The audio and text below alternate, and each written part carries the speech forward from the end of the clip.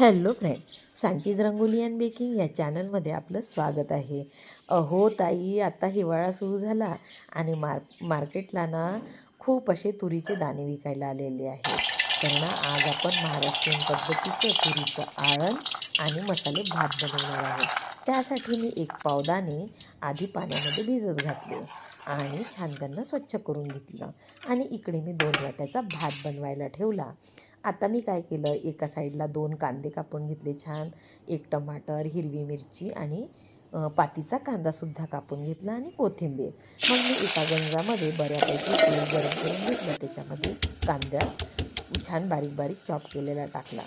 आता कांदा थोडा सॉफ्ट होत आला तर त्याच्यामध्ये 1 टमाटर टाकून घेणार आहोत आणि त्याच्यासोबतच आपण लसूणसुद्धा टाकणार आहोत. या तिन्ही वस्तूला सॉफ्ट होईस्तोवर परतून घेऊया आणि मग याच्यामध्ये काही आपण मसाले टाकूया.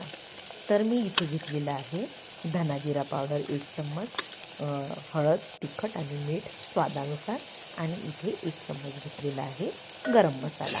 या सगळ्या वस्तूला छान आपण तेल मस्त असं फ्राय करून घेऊया.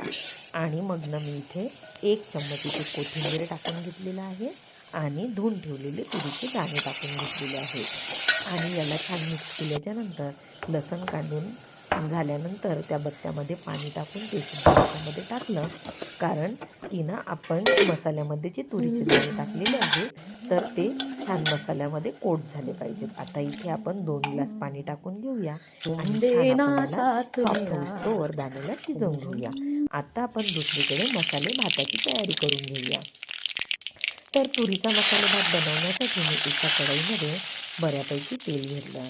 त्याच्यावरती मी मोहरी, जिरं, कढीपत्ता, हिरवी मिरची, मीडियम साईजचा 1 कांदा आणि 1 बटाटासुद्धा कापून टाकला त्याच्यामध्ये आणि इथे मी 1 वाटी तुरीचे दाणेसुद्धा टाकून घेतले.